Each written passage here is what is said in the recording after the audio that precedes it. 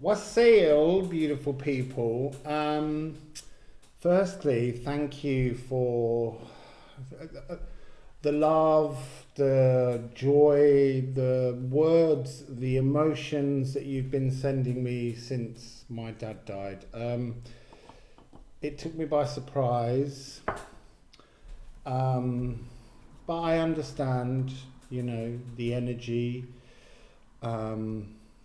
He needed to go before it was my mother's birthday, and she popped down to see him. I've been looking at the astrology of it, and it's amazing what you can see in astrology that you can't see until something takes place. So I did this video on Friday, and I just couldn't get the messages out. I found out some wonderful things that I needed to share with you about this pink supermoon that's in about half an hour, I guess. And I'm putting this out as a premiere so that maybe I can join you in the live chat.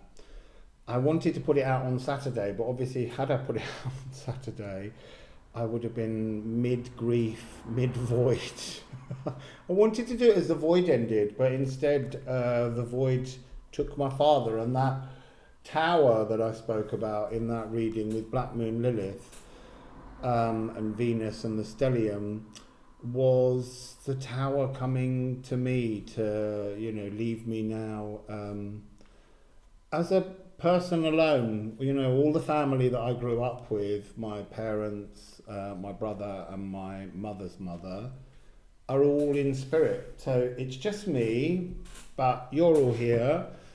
The beautiful lady, Simona, hello Simona, yesterday she invited me to lunch and to help distract me, and that's been very beautiful. I'm not sure yet how I feel, but she also brought me some lovely arum lilies from the garden, and there's one for my mum, one for my dad and one for my brother. So it feels very beautiful and very special, but I really do want to try and do this reading for you about the moon and about something wonderful astrologically that's coming, which is the Pluto Retrograde. But we'll move on to that and Venus shortly. Let's just begin with the moon. Oh, let's do the bells. Let's do the bells.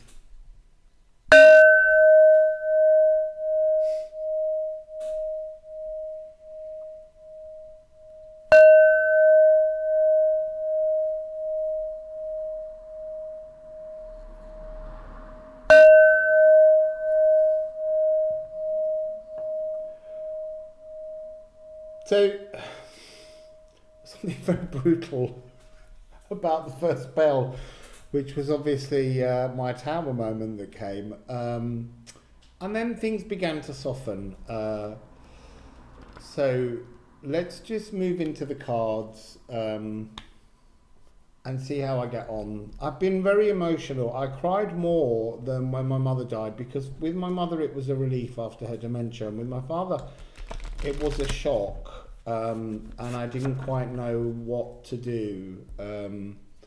But, energies must come in, and we have to face them slowly, calmly, thoughtfully. And then at moments when we don't want to, we just have to wail and scream and shout and be all of those kind of energies, and just let each emotion rise up. And maybe in this reading we'll look at the difference between the loss of a mother, which is the womb that created you, and the loss of a father, which somehow seems connected to a different energy. But I can't quite put my finger yet on what that energy is. I've done a couple of sound healings. I've just done one for Simona, whose house I'm staying in, the guest house. And it's brought me into very centered energy. I have to say the sound healing I did yesterday for a friend of hers was also, it put me into a very deep sacred frequency that was very, very calming. It was, in fact, I would say that connecting into the healing energy was a really beautiful frequency. So this full moon in Scorpio, this super pink moon that's about to happen, is an energy of death and rebirth. And I feel like when I first tried to do this reading, I couldn't connect with it, because they're like, no, you're going to have a lot more to say about death if you just wait a few days. So let's just dive in. Oh, let me give you an A. Let me give you an A sound healing wise for the moon.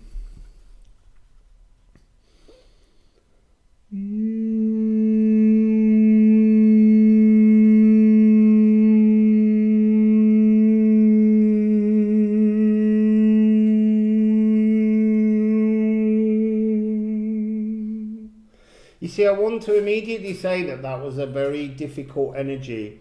And when I did the healing just now, it was the most profoundly strong energy. To have a think about the moon. The moon is within, 25 minutes, is going to reach its point of fullness. So the energy is still building. But let's see if we can make that sound be a little more intuitive for everybody.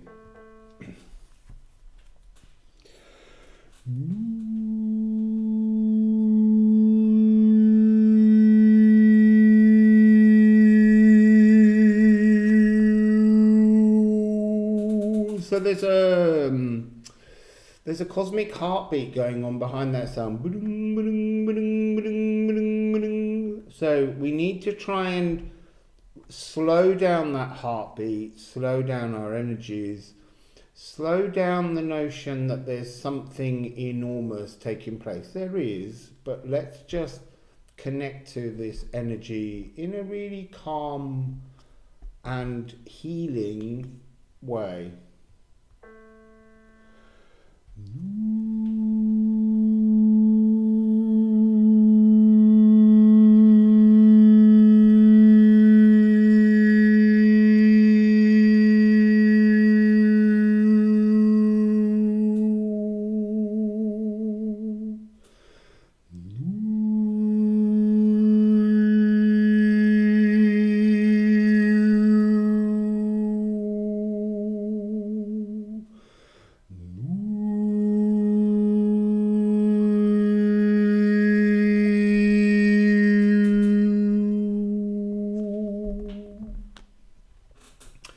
I want to say that the energy of the note was pulling deep down into the earth, and it was trying to draw my energy in.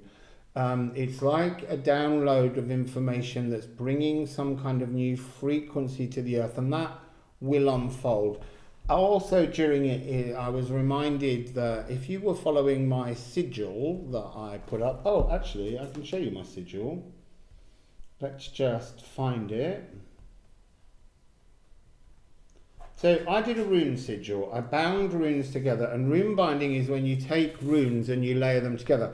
I was trying to just put my my initials, because Reid and Vend, R and P, are in there. And then I thought I would put one for protection. And as I put just a few in, I suddenly looked at it and I'd created this.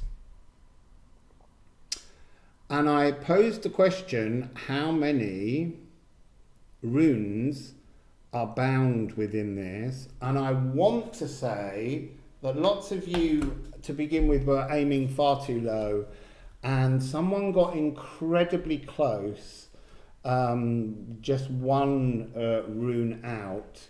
And I won't explain all the runes now. I'll do that at some other point. But Tomka, you were exactly correct. There's 17. There's 17 runes hidden in there, and it's a prime number. It's the cicada. There's a creature in America that goes to sleep for 17 years under the ground, and every 17 years they come out, and they're coming out this year. It seems to be their frequency. It's a magical number, 17. So let's go into this moon. We've had the A. And let's just see what we get. There's lots of heavy astrology. I need to explain. My father was quite a grumpy bugger. And he used humour as a defence mechanism to most things in life. And I feel like his energies descended on me.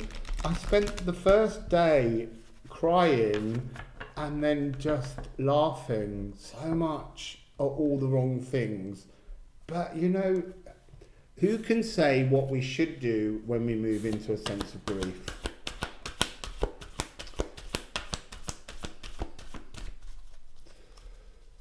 So, moon. Oh, there we go. Just needed to call the moon's name out. It's le feu, the fire.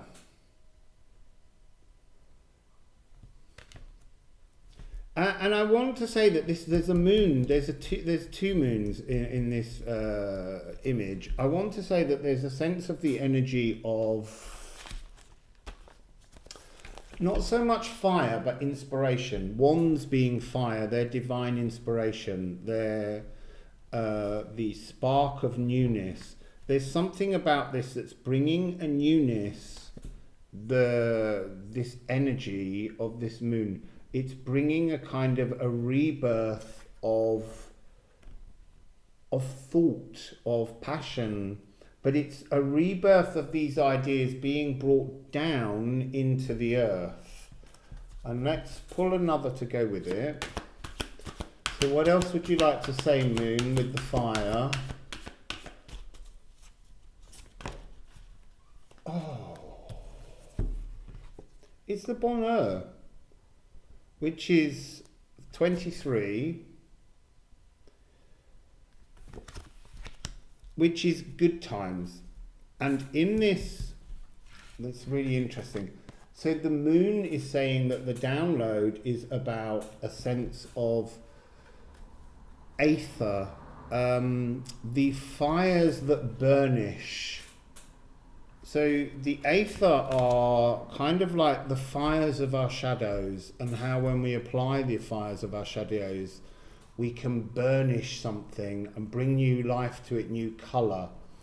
And in the middle of this is the tiny little hummingbird carrying the heart.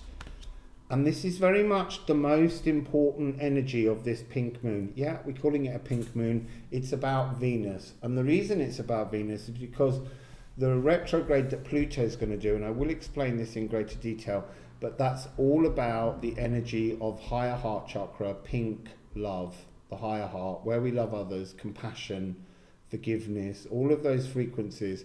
And at the moment, I'm very much in that energy because I've got to review my life with my father and work out how to transform all of the dark shadows that were created between us into the new light shadows. So it's a beautiful energy. I still feel a little bit semi-vacant with this. I feel like I was being told to use a particular deck for some reason, but I've grabbed this one. So we need to go into that a little bit more.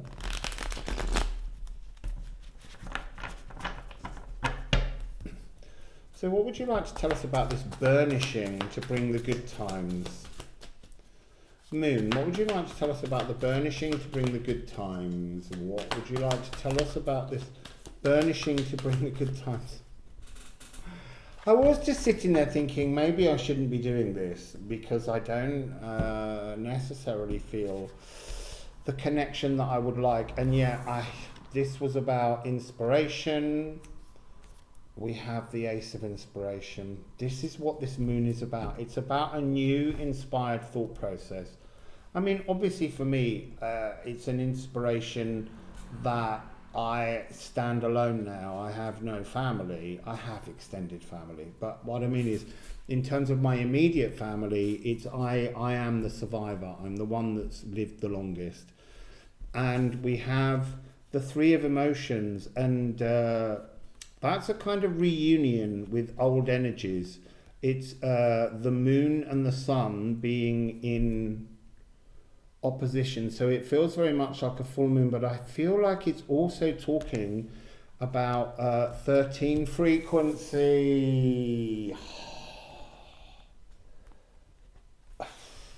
So, 1 and 3, 13. Why is that important? Because right now, as the moon becomes full in 15 minutes, we're on a countdown. Dun, dun, dun, dun, dun, dun, dun, dun, dun, dun, dun, dun. So there are 13 water signs. So the beginning of this Pluto retrograde is about connecting with the emotions 13, and that's to break free of our old emotions. So that's really relevant. You're also going to see how important 13 frequency is when we get to Pluto going direct again. But as I say, that's coming later on in the reading. At the moment, we're dealing with the moon, but it's talking about the moon is giving us a download to break free from the restrictive 12 frequency emotions that have been the only emotions really that we've understood for a great period of time.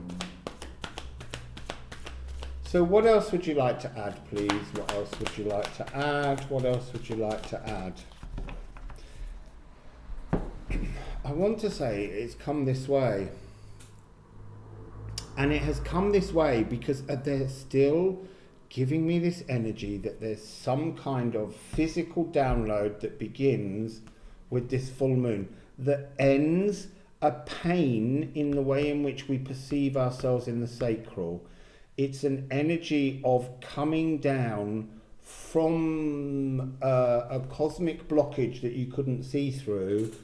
And, you know, she's flying, but with each, as she steps down, down, down, down, the wounds, the wounds, the wounds, the wounds, the wounds. It's like there's almost 10 wounds. Well, there will be, I guess, but let me just 1, 2, 3, 4, 5, 6. It's like the 6th wound. You've already covered 4. You've just got another 6 to work your way through. Why is 6 relevant? Because I don't remember there being a 6. Oh, that is a personal message. I woke at 6:06 on the day my father died, and I didn't know he was dead. And I came downstairs and I, for some obscure reason, started making a food that was something that he really likes to eat. I was really surprised. It wasn't something I make very often. And I made it, and I went outside, and I sat down, and there was stories on about football and Super League, and I was thinking a lot about my dad, which is not, honestly, something I do all the time. And then I thought, I'm so tired, I need to go back to bed. And I went back to bed, and then the phone call came to say that he died. And all of the readings with Dark Moon Lilith kept referencing 6-0 and 6-6, and how it was some kind of, you know, cosmic victory, even though at the moment it still feels very raw. And I went, after speaking to lots of people in the family, down to the sea, and the sea was huge, and Neptune was not going to let me in. But while standing there, the first of those memories that comes with grief came up, and that was the memory that it was my father that taught me to swim. And I don't think I review my father's life with enough positivity, and that's part of the energy frequency that I'm going to be going through now. And as I walked back, there's another part to it, which was I was talking to him, and as I talked to him, the most enormous wave came and it knocked me over.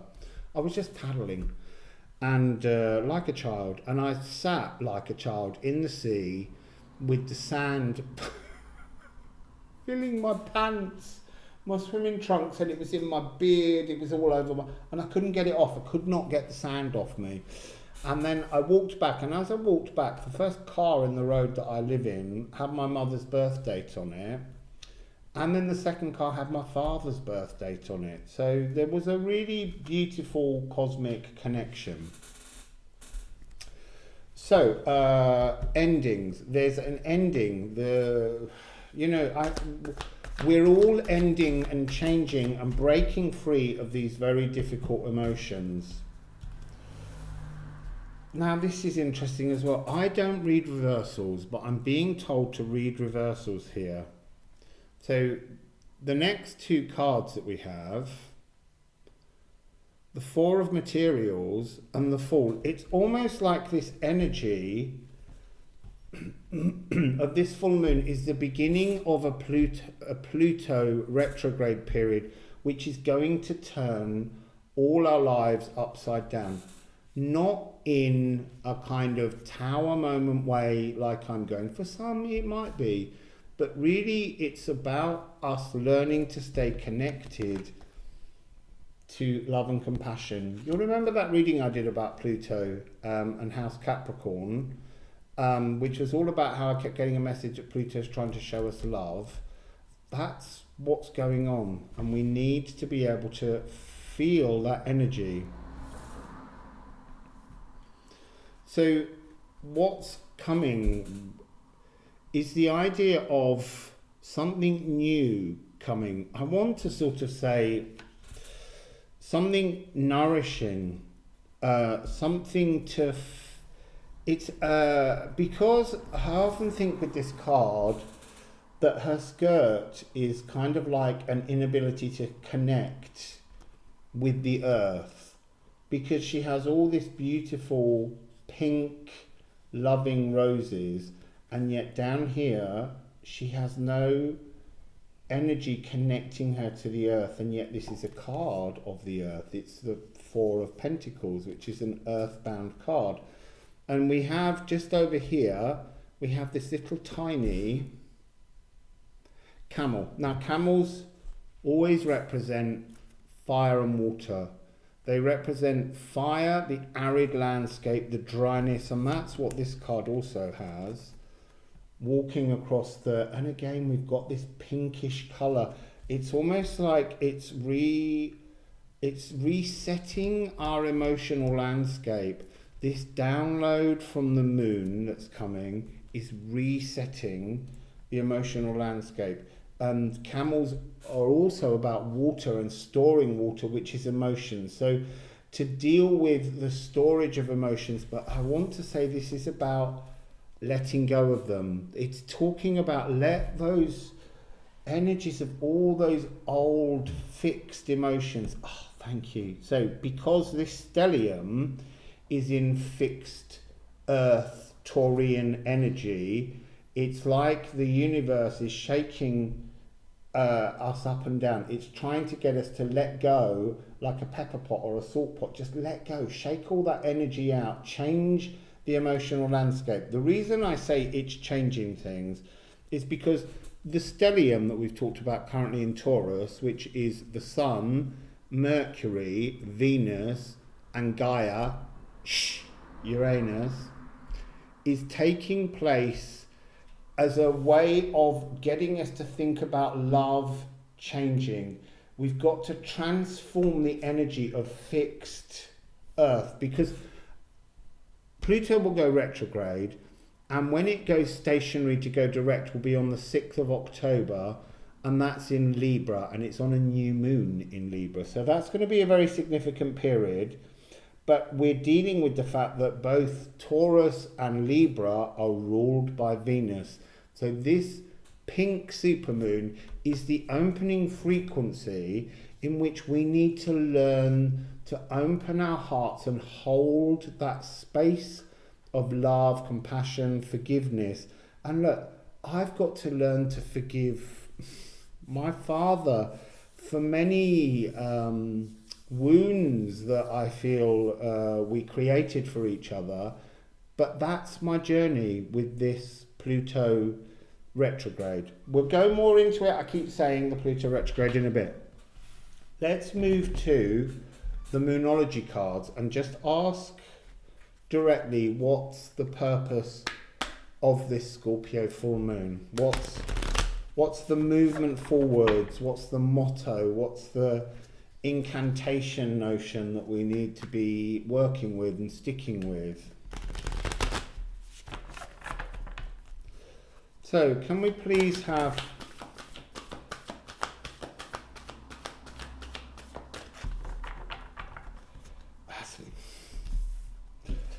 the end of a tough cycle approaches, which is a full moon in Capricorn. But it's not the full moon in Capricorn as such. There will be an element of that, but it's actually about this It's talking about the energy rotating much further round in the long term. This is the beginning of something that goes on right through until 2022. The beginning of a tough cycle approaching. It's that ending energy that we associate with this Pluto return that's coming for America, the Industrial Revolution, the global economy. They're all beginning to fire up to their Pluto return, which is on the 22nd of the 2nd, 2022. But it's also talking about the energy of, I want to say, the sea goat. Take Capricorn out of its normal energy and talk about it as being an emotional devil, something that's like a very fixed and difficult trickster energy that's working in with us and creating a kind of distortion. Again, this sort of, this pepper pot. We've got to change the format of the mergoat. So let's move on to Venus. I've lost the deck. Here we go. So what does Venus have to say for us about Venus's energy right now? Venus is the higher heart. Oh, sorry, we need an F sharp.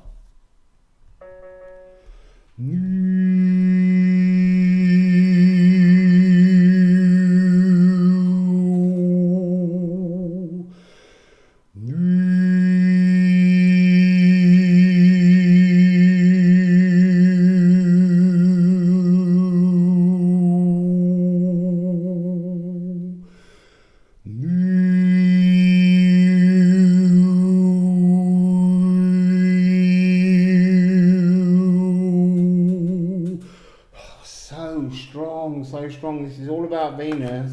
It's a full moon, but it's a pink moon and it's about Venus. So, pink moon in Venus, pink moon in Venus, pink moon in Venus. What's Venus's message? What's Venus's message? What's Venus's message? 21 is eternity, but you know what they're saying? There's only one thing in the whole cosmos that's eternal, and it's love. That's the eternal frequency. Everything else is just a temporary distortion of the frequency of love. And that's 21. Maybe that's a reference to this year. So Venus, what else do you want to say to us, Venus? What else do you want to say to us? What else do you want to say to us, Venus? What else do you want to say to us?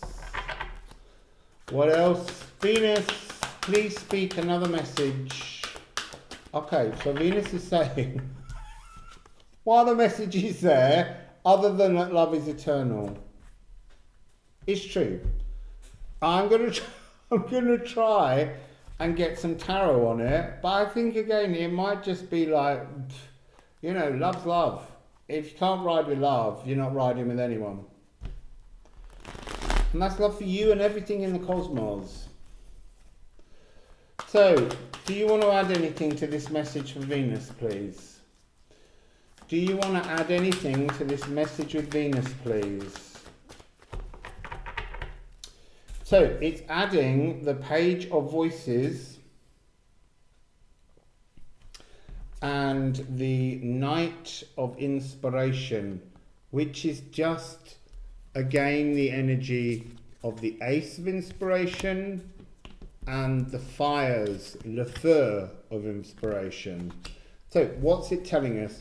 You will get a new clarity from the beginning of this full moon. It's not instant, it's a dance, it's a progress, it's a ballet that's taking place, the people around it. But you're trying to bring this energy, this download, this dance, this ballet, this music of the spheres, you're trying to bring it down to the earth. Again, look, she's in my matching pink. But this is also, this is a card that talks about a clarity on a pre-incarnation energy that's coming towards you. And then the Knight of Inspiration is that fire, the explosion, the firework going off, that energy of boom, here I am, it's now, this is happening, run with it, be inspired, feel the flow. Just allow yourself to run with the new loving energy and open your eyes, put your glasses on and see everything differently. Try and transform so that this whole new full moon energy will just explode with joy and bliss for us, okay? So one more card perhaps, aside from that explosive energy. And it will bring a new earth. It will bring a new place in the earth. It will put you in a new space. And that means it's the full moon right now. So, happy full moon. It must be 03:31 GMT-ish. So somehow I need to stop that. That's it. Nice, dealt with. Happy full moon. This is telling me that this full moon is opening this gateway right now. What is the gateway? It's when I talked about the Janus Geminis that's coming up in the eclipse season between the lunar eclipse on the 26th of May and the solar eclipse on the 10th of June. This is telling me that there's a new thing which you've never heard of, but it's called the Janus Plutonus. And that's this space between now, while Pluto is going stationary retrograde, to when it reaches on the 6th of October, going stationary direct and moves on. What is it all about? It's about a kind of a reckoning. And I want to say it's not personal. With Pluto, nothing is ever personal because Pluto don't care. It's something that has to happen. But the reason it's not personal is because it's not one of the inner planets that goes around and has a return frequency during our lifetime. It takes, 247 odd years at different points for Pluto to return to the same spot, because of its movement forwards and backwards and forwards and backwards. And it's not about us, but it's about something way bigger. It's the planet the furthest away.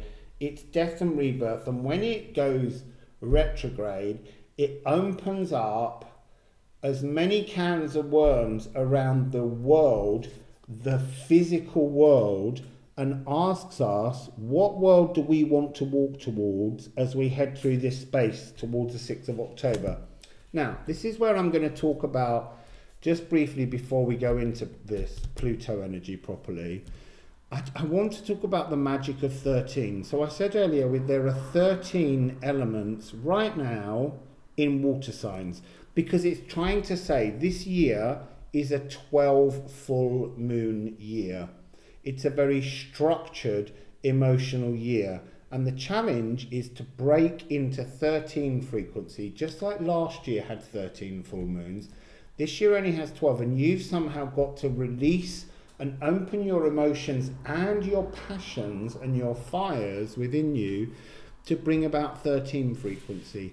Why are we doing that? Because when Pluto gets to the 6th of October and the new moon in Libra, the sun, the moon and Mars will all be at 13 degrees of Libra. And there's also Mercury at 20 degrees. So it's another stellium. We're in a Taurian stellium and we're moving towards a Libran stellium. And we've got this whole period with the Pluto retrograde just opening up. And I just want to say, Pluto is begging the world to change. Actually, no, it's not begging the world to change. Pluto is telling the world you change. If you can't change, you haven't got a place where we're heading to. And that's why Venus is the key. Love is the key. Compassion is the key as we move through this space. We've got to keep our hearts connected and open, and we've got to be beacons for forgiveness, compassion and love, or Pluto will get his branding iron out and leave a nasty mark on us. It's not personal. That's what I'm saying.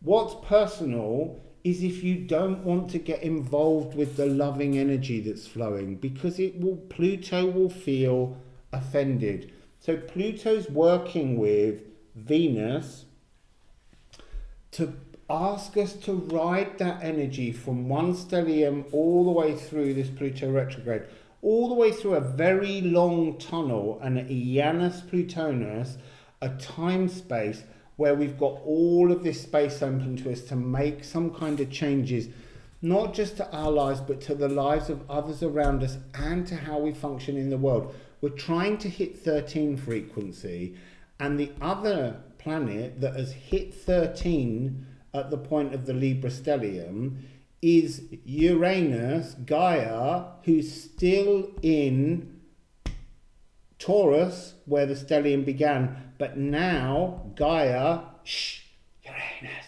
is actually at 13 degrees, and that's making a stellium or a magical combination of 13. Now, the other thing that's interesting about the space between these two places is there's an element called the vertex, and I'm going to suggest that you all look up astrology vertex, because you've got to do a little bit of work, otherwise you're not engaging in this.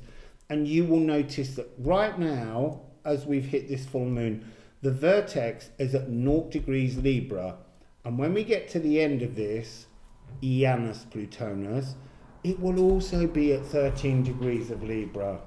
There's all kinds of wonderful stuff going on. And also, interestingly, at this moment and the moment of the new moon on the 6th of October, there's no fire elements. And yet the cosmos is telling us that it's bringing us fire. So the fire's not here. It's not out there in the cosmos. It's somehow connected through the deeper aspects of our imagination, our thought processes, to bring a burnishing, an aether. That's what I want to call it again, is the aether. It's bringing us the ability to burnish away the old and polish up and create some kind of shiny new experience. So I'm going to put these cards away, and we're going to just dive into the energy of Pluto and see exactly what it is that Pluto is trying to bring. Because I've just been talking about it as if I know everything, and I don't. I really don't. I mean, obviously I did this reading before, but I did it completely differently, and it didn't really give me the messages that I wanted to share with you, and so I removed it. So, where shall we go? I was going to just give one quick, there must be a message from Venus about the Moonology. Venus, do you have a message from the Moonology deck? Okay, take time to breathe out. A disseminating moon. We need to be more disseminating. We need to look, that's how you break 12 frequency and get to 13 frequency. So that's the message from Venus. Now let's go to Pluto. I don't know what deck to go with for Pluto. I feel like the new deck, but I can't read. So what's Pluto? Pluto is the spine. Pluto is our ability to connect our nervous system into everything. The spine carries all the other frequencies. Pluto's right out the back, and it's just moving around. And all the big cleansing energies, Jupiter, Neptune, and Gaia, Uranus, they're all big, slower moving outer planets in many ways. Jupiter's a little bit quicker, and Saturn's not quite in there, but what I'm saying is it's a slow moving frequency through the spine. So Pluto, there's one over there. Esta na hora de ir. It's the time to go. I'm guessing, will be that. It's a divine 9. It's the start of this race. It's the beginning of the Janus Plutonus. You won't be able to Google that because I've downloaded it. That's been part of this thing. It came during last week and I was so excited, and I made the poster that I advertised this premiere with, and then obviously, you know, the voyage took my father away. So, I feel like we're dealing with, what are we going to have? Let's have Thoth from Aleister Crowley, because I think there's going to be a lot of astrology going on in between. So spine, I didn't give you the spine note of Pluto.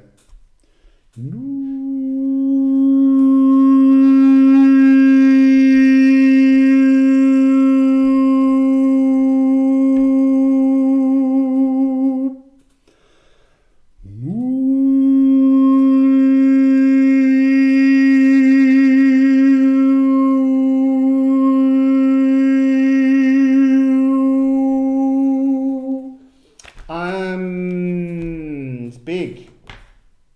I'm feeling like I need to just give you the notes of the moon, and then Venus, and Pluto.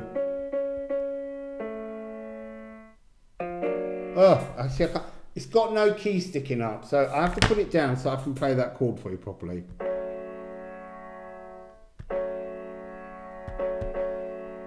It's kind of F sharp minor. So if you've got any pieces of F sharp minor, it's something a little bit kind of like... I'm so sorry. Oh dear, I have to go to bed every night and apologise to my dad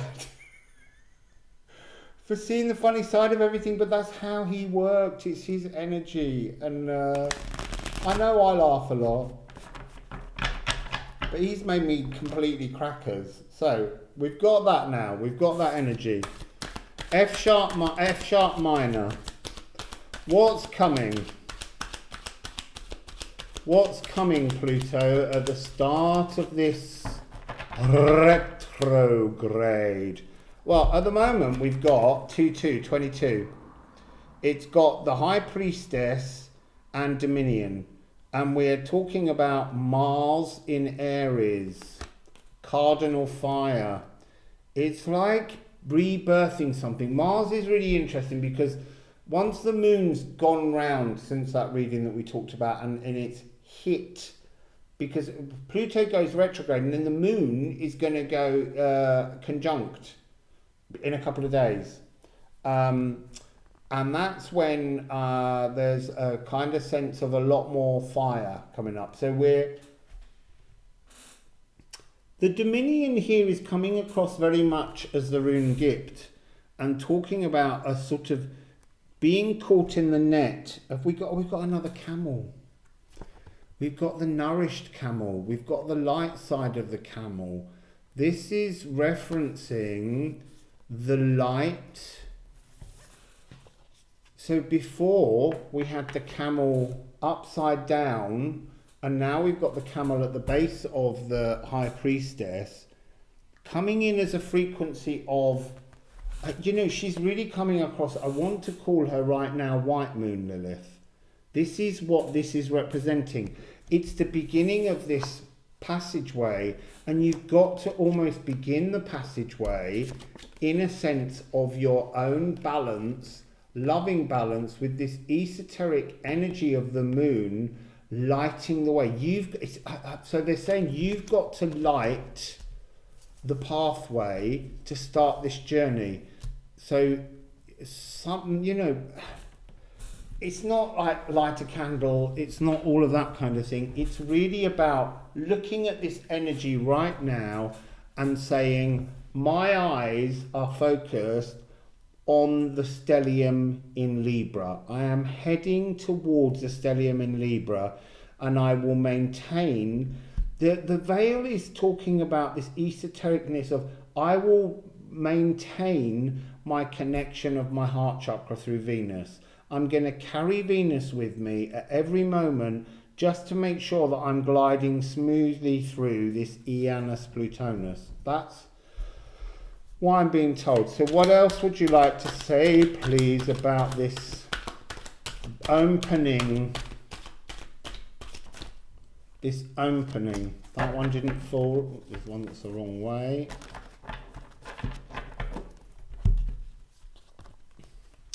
So we've got the Knight of Discs. So that's really interesting.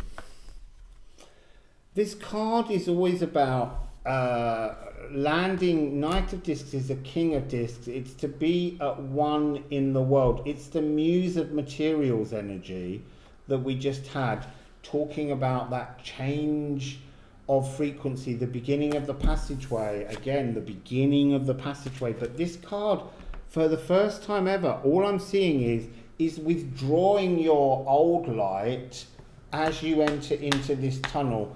Withdrawing your light and beginning to change your place in the world. Almost a sort of sense of just bowing down, going into an energy of humbleness. So,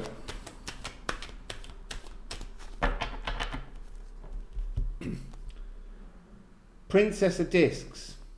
This is Black Moon Lilith plugging into the world. You've got to withdraw your... so they're showing me the Minotaur. The Minotaur, Taurian energy. This is a maze. Not amazing. Well, it will be if you can find your way through. But you need a ball of wool. Okay, so the Norns, reweaving. You need to place a marker on where you are now. You almost need to write a list of all the things you intend to change as you move through. And they're not personal. Remember, this is not personal. Which is funny because when I picked up my book, I'd been using some different pages in it, and I couldn't find the pages that I'd just written on. And rather weirdly, I found a page from a long time ago where I was talking about various different preparations for the stellium in Aquarius when I was staying in Odysseus.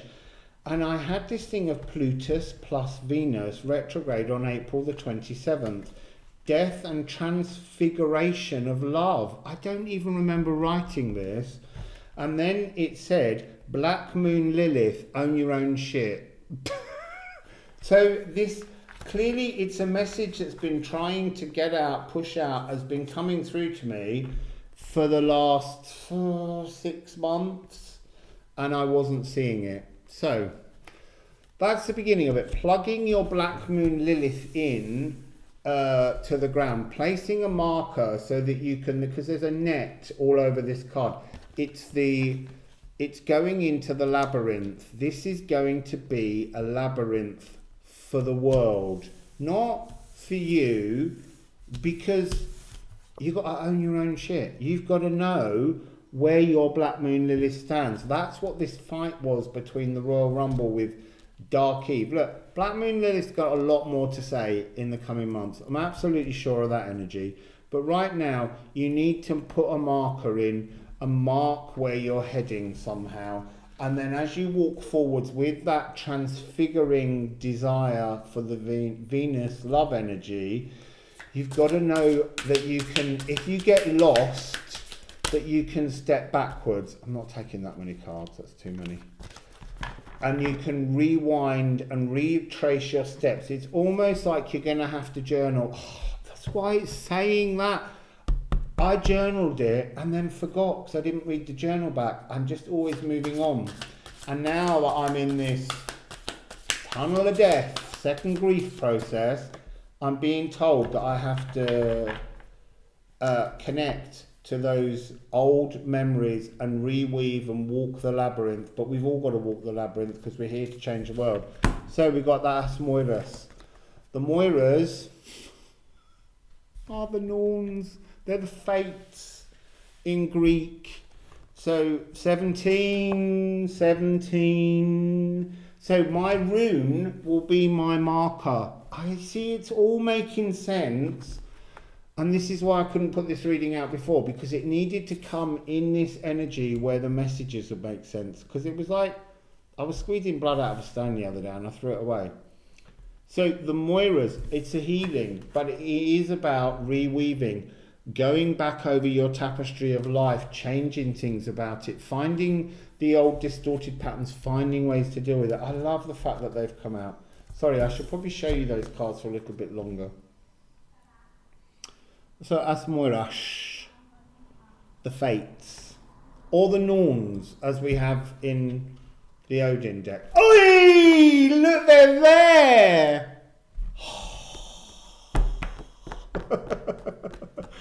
You see, that took my grief away for a bit. So, it's them. Oh, that's cosmic, I'm telling you. That's a beautiful moment. I'm going to watch that bit again.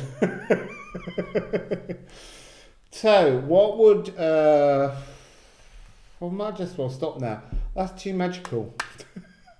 I haven't even picked up that deck. It's just there in front of me and I was just going to show you any random Odin card. So, and I wasn't going to touch the Odin cards for this reading. I thought we'd go somewhere else. So, the Norns. The Norns, the Norns, the Norns, the Norns and the Ash Moirash. The weaving of tapestries. Rewinding steps because we've got a pathway. Oh, do you know what? It's Scorpio, Pluto energy. Look at that. Pluto energy with Mary the Jewess. Change, transform, change everything, transform, alchemy. This is the moment. This is it. 13 frequency. You're heading towards the 13 frequency. The 13 frequency, as I said earlier, will be the sun on the 6th of October in 13 degrees of Libra and the moon in 13 degrees of Libra and Mercury in 20 degrees and Mars in 13 degrees of Libra. Change. 13 followed by 14. And Mary the Jewess, look, I say it every single time, look up Mary the Jewess. If you want to think about Black Moon Lilith, now look up Mary the Jewess and see what incredible information there is about her. I'm not going to keep repeating it because I say it every time, but I adore her. Really amazing energy. All I want to say is she's the first alchemist, not the first lady alchemist, the first alchemist. And the Baron-Reid is named after her. She was an Egyptian and she's the only... If you like Harry Potter and you like the Philosopher's Stone, she made it. She knew how to make it. No bloke, no whatever he's called, Nicholas Flavaldi, I can't remember his name, she made it. She knew how to do it. She is a cosmic witch beyond imagining. Incredible energy. Anyway, and where's this opening is trying to bring us back to an emotional understanding. It's that reunion card again. We had the 3 of Cups before, now it's the 6 of Cups. 3 and 6, the frequency of the Nikola Tesla energy. Trying to reweave our emotions cleanly, and it is that tangle as you go through the labyrinth. That's what they're saying. Remember the tangle in the labyrinth. Now, we need to ask what happens when we reach the midpoint of the Janus Plutonus. What is the midpoint of the Janus Plutonus? Oh, walking around the edge. I actually got this in a thing the other day and I looked it up. Andaras voltage. Andaras voltage. And it means, because I thought it was fractals, and it is very much fractals, but it's walking around the edge. It's getting lost. We've got to go and get lost. Where did I get lost? They're saying in my head, and I'm like, Venice. And I wrote an article about getting lost in Venice. Do not go to Venice with your Baedeker or your Google Map or whatever, Apple Map, whatever it is, just go and get lost. Go places and get lost. I don't just mean lost in space. You need to get lost in time. That's what this is talking about. You see, now I feel like the Time Master would come out, but it's the Council. I just thought I'd try that little trick again. But that's what I'm hearing, Time Master. So Patrick is back. So we need... Where's they gone? What's this energy of being lost? Lost. We get lost. We get lost. Why are we getting lost? Why are you asking us to get lost? Why are you asking us to get lost? To walk around the edge with the string? Oh. So it began with the Princess of Swords. This is all air energy. This Janus Plutonus, this is the first retrograde of Pluto in air. It's different. If you were doing this Janus Plutonus in Earth, you wouldn't get anywhere. Ball of string or not, you'd plug yourself in and you go to walk forwards and then you would just walk into a wall because it wouldn't let you there. It's almost like before, it would have just taken you away. It would have just dealt with you. It's like, how dare you walk into my zone? This is different. This is all air. We've got Ninlil. We've got the Sumerian Babylonian goddess, the flip side of Enlil. This is the woman who brings together the space between heaven and earth and fixes things. You've got that. Then you've got the Six of Swords, that energy of transformation, change, bringing focus into the heart. And then we've got, it brings peace. Why do we walk around the walk around the edge and get lost? Because we're being asked to reform the space in which we want to live, the space that we exist in. We want to bring all the air, the new thoughts together in our heart and make them less complicated so that, oh, I've gone the wrong way. Make them less complicated so that, again, there's this symbol of a flower being pierced by the two swords. And what are the energies that we've got here? We've got Mercury in Aquarius, and then we've got the moon in Libra. So it's like in the middle of this, there must be that sense of being lost, transforming things. There must be a Mercury in Aquarius. I don't have that information at hand, but I'm going to be looking it up after this recording. And then when we get there, and to this sense of peace, when we get to the midpoint and we're ready to finish the journey and come out the exit, the moon will go into Libra at 13 degrees. We're refashioning the world in the image of 13, structureless, much more fluid. That's what's coming. And what does that give us? Cosmic gift, people. That's twice this card's come out recently.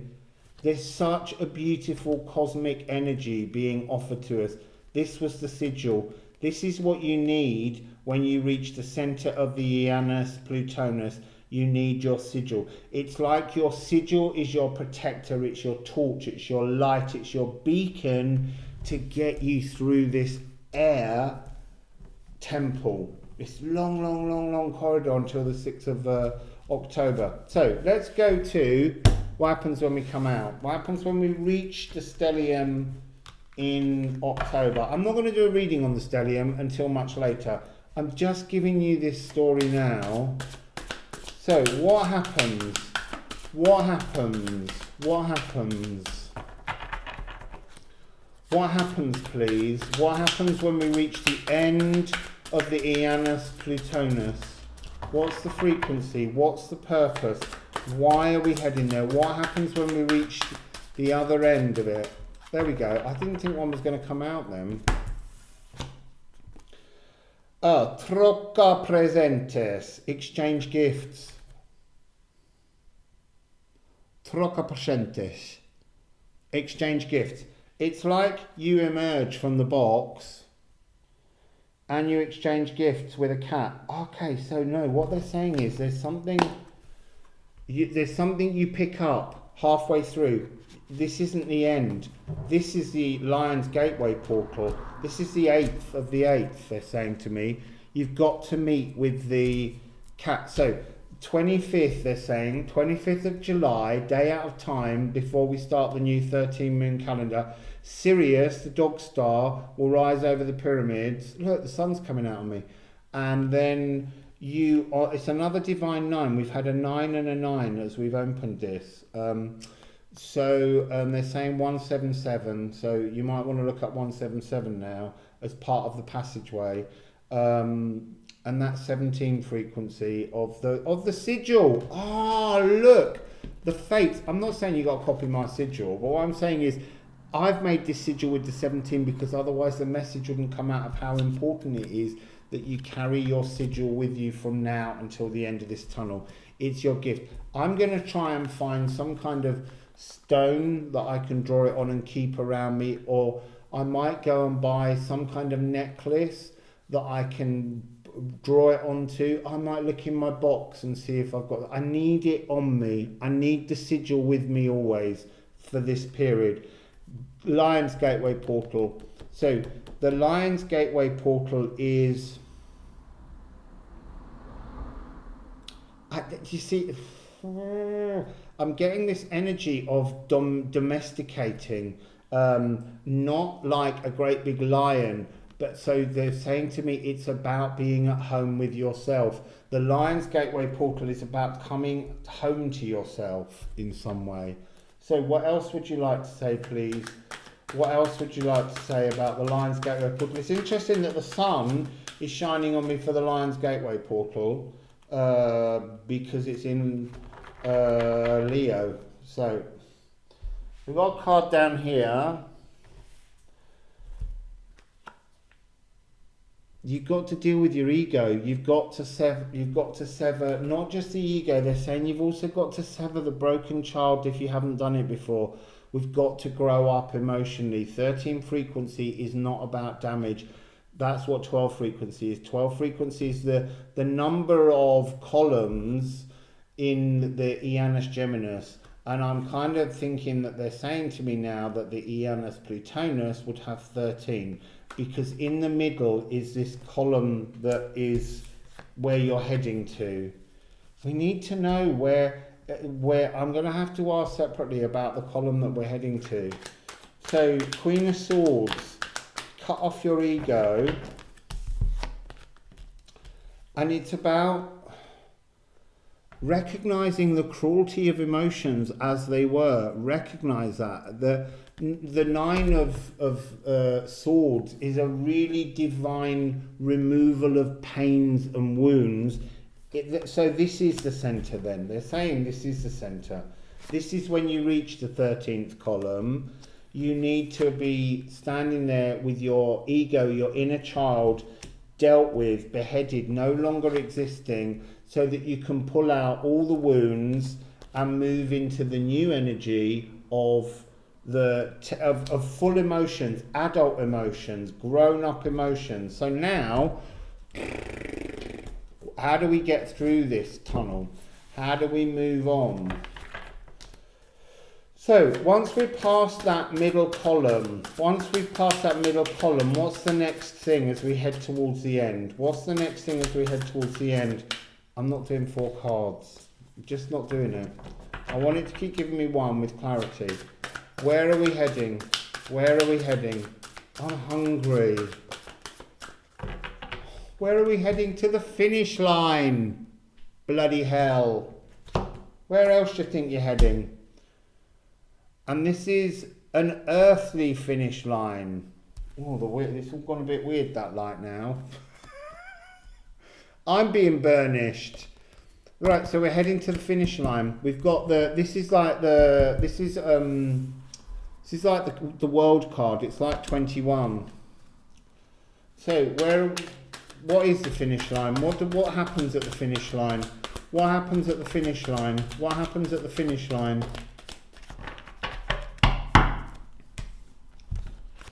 What happens at the finish line? We unburden.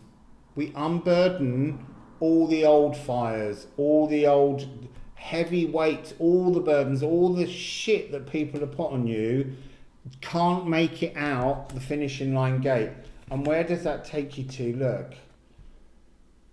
Emperor energy and King of Swords. And I'm saying that this has got something to do with divine masculine. This is the emotional masculine card. I'm aware of that, but it's talking about divine masculinity.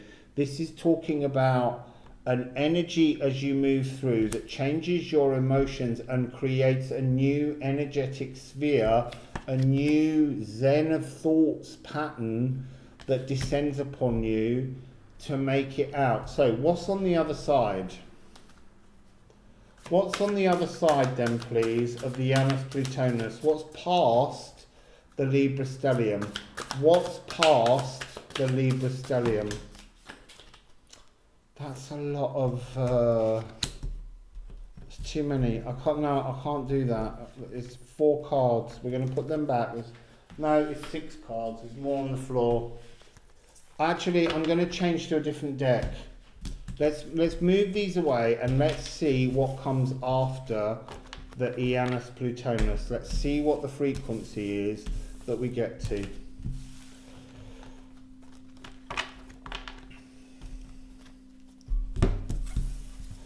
So we're going to go to the mystical shaman. We're not doing Odin apart from the Norns because that was a little bit of magic. So mystical shaman. What do we have, mystical shaman, on the other side of the stellium? What's waiting for us on the other side of this Libra stellium after the new moon in Libra? What's coming for us? They're all face down, these two that have fallen, so I don't know what they are. Let's have a quick look. What we've let go. What's waiting? A complete 44. It's this is spirit guides. This is a change of ancestral energy and coming back into the earth. That's gorgeous. Oh, look. It's only 17 again, isn't it? 17's the number for this one, clearly. 13 and 17, prime numbers, magical. So what else do you want to tell us, mystical shaman, about what awaits us on the other side of the Libra stellium? So what have we got? The spiral. We will have walked all the way around the edge. We will have grown. It's that energy of whatever that was in Portuguese that I couldn't read. And we have the moon. We will have moved through several moons. You know, there will be many moon phases as we go through this Janus Plutonus, and they will help us all to grow. And there are many paths. It's like, it's a labyrinth. It's just saying you will have beaten the labyrinth. That's nice. We will have beaten the labyrinth. That's good frequency. So, I was going to do it. I'll do it. Look, let's just talk about, just briefly, the energy between a spirit walk with a womb walk when your mother dies. And you don't have to stay in now if you don't want to. If you don't want to do this bit, I might cry, who knows? I probably won't though. I'm really trying hard to stay centered after that sound healing. What shall we have? Odin is coming out now for this. So, let's go with Odin.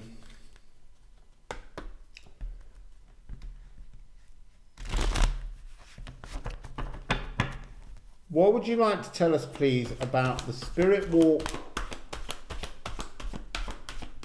Well, actually, the spirit walk, because I hadn't finished I hadn't put the thought process for feminine. The spirit walk is always to make you a spiritual warrior. So it's about elevating your frequency. But they're talking to me about the clarity that comes with death and all these different aspects of life that rotate all the way around you, being all part of this. So when you walk with your mother? What is the energy? What is the purpose? What are we looking at in a womb walk? What are we looking at when we lose the womb that created us? Midgard.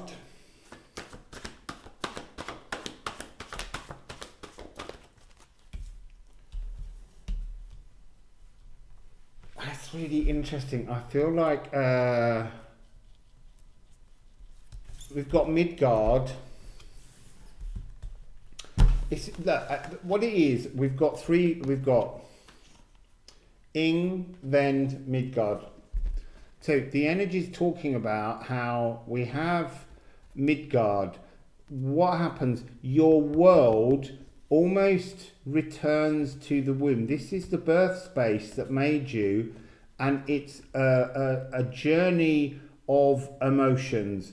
It's finding your new space. It's what they're saying is that this energy is going forwards and backwards. So it's swinging around. It's bringing you through. It's a journey into the womb, back to the space that created you, to connect sacredly with the space. So the realm that we live in, we're still living in this realm. Spirit opens the space for us to revisit that which created us, the magic, the rune. And they're saying that this is important. Look, I'm not saying you have to make your sigil in runes, but it's talking about, for me, that image of Ing is really important in my protective sigil that I take into the Ianus Plutonus. And the Vend is the journey of joy that is both life and death. The passageway that brought you here and the passageway that reversed you. So it's mirrors. So there's a mirroring in life and death that will somehow be identifiable post point in your astrology charts, because I've found mine. So then I'm going to ask, I don't want to make this too complicated because I don't want to fill this with an energy of woe. Woden is the old name in Germanic for Odin.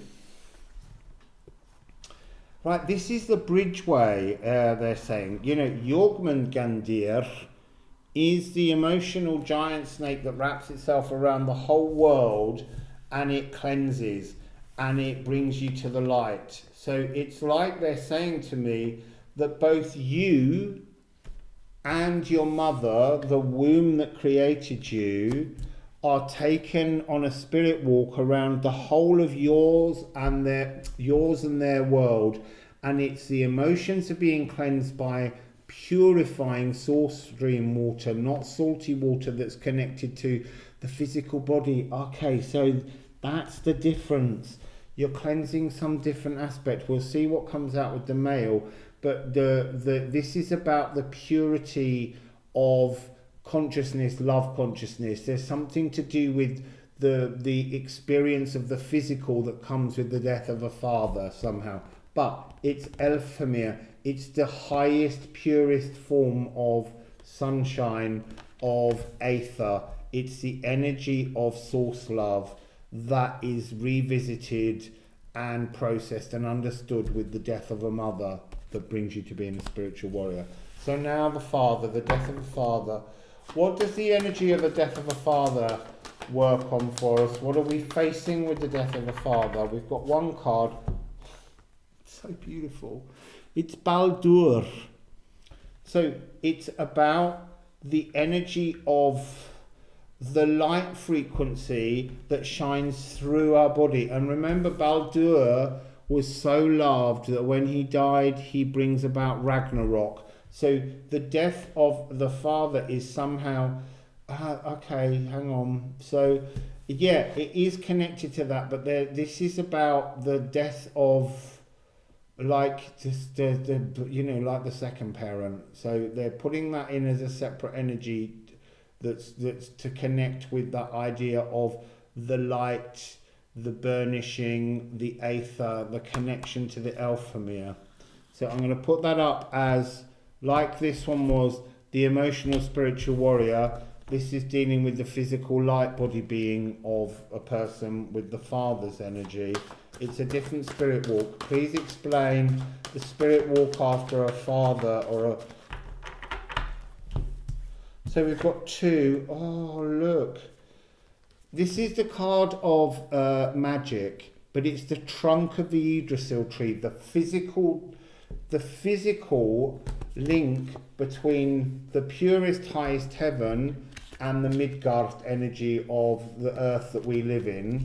It's the trunk between the leaves and the roots, and it's the passageway that carries the arrows up and down, the energy, the Kundalini energy through which love can be woven, the energy of Freya.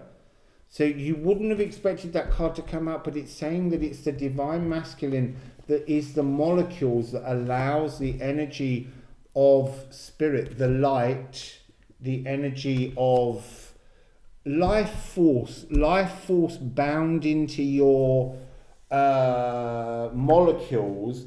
It's the male that provides the connection to Midgard, to the earth. Sorry, this is really hard. They're really... I'm plugging something which I don't really understand or know, but it's coming through and I'm trying really hard to find the words to translate it for you.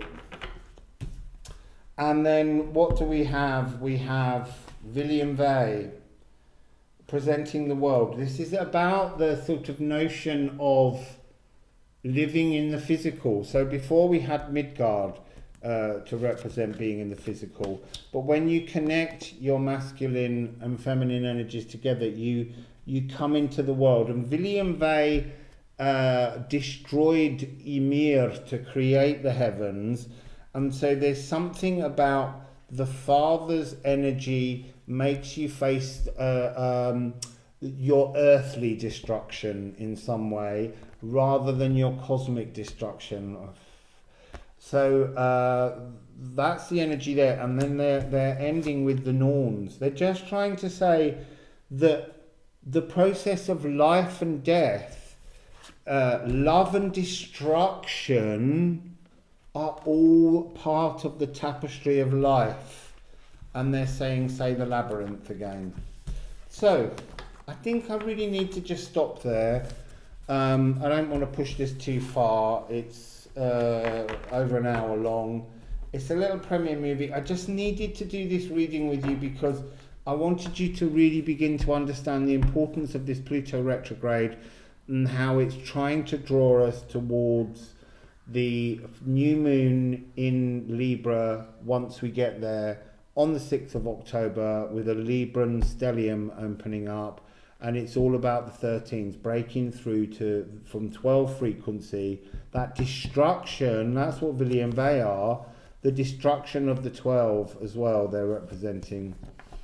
So, that's my little reading, that's my little premiere, and I'm going to go off and have something to eat because I've done a sound healing and I've done a card reading and now I'm starving and I've not been eating very well. But I'll be a good boy, don't worry. I went and bought food today. So once again, look, just thank you from my heart. You've made me so very proud of both of my parents in the way in which you've spoken about them. And you didn't even know them. So it's been really beautiful, and I won't be gone. I just need to step into the next part of my grieving process and see what that brings up. And I also have to work my way through dismantling their house and belongings while I'm still stuck here in Portugal for the moment. So there's a lot going on, but I am thinking of all of you as much as you're thinking of me. I hope you enjoyed this little video, and wassail, beautiful, beautiful people. I love you all very much.